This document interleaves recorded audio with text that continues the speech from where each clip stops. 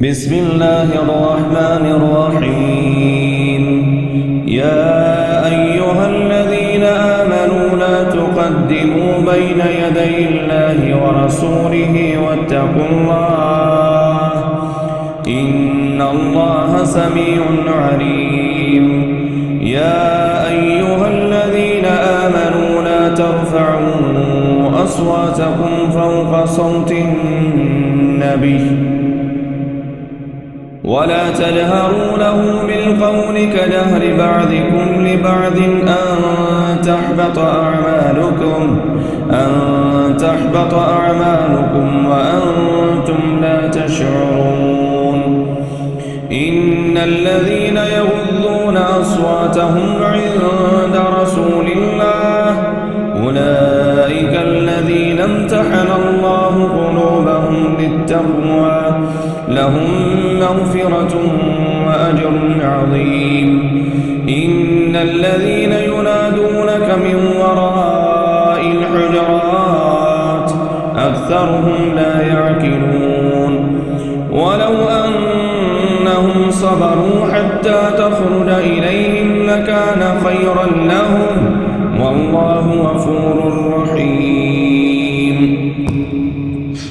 يا أيها الذين آمنوا إن جاءكم فاسق بنبأ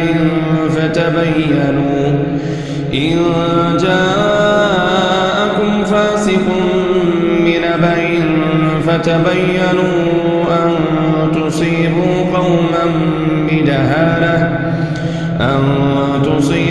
قوما بدهالة فتصبحوا على ما فعلتم نادمين.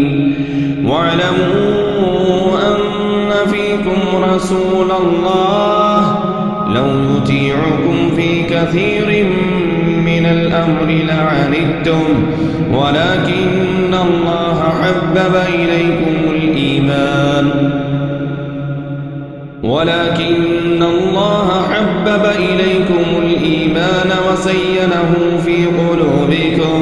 وزينه في قلوبكم وكره إليكم الكفر والفسوق والعصيان أولئك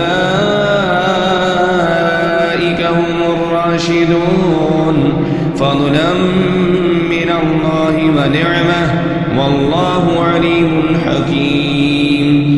وإن طائفتان من المؤمنين اقتتلوا فأصلحوا بينهما فإن بغت إحداهما على الأخرى فقاتلوا التي تبغي حتى تفيء إلى أمر الله فإن فاءت فأصلحوا بينهم بالعدل وأقسطوا إن الله يحب المقسطين.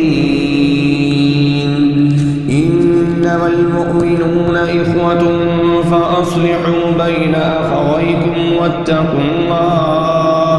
واتقوا الله لعلكم ترحمون. يا أيها الذين آمنوا لا يسخر قوم من قوم عسى أن يكونوا خيرا منهم ولا نساء من نساء عسى أن يكن خيرا منهن ولا تلمزوا أنفسكم ولا تنابزوا بالألقاب بئس الاسم الفسوق بعد الإيمان ومن لم يتب فأولئك هم الظالمون. يا أيها الذين آمنوا اجتنبوا كثيرا من الظن إن بعض الظن إثم ولا تجسسوا ولا يغتب بعضكم بعضا أيحب أحدكم أن يأكل لحم أخيه ميتا فكرهتموه واتقوا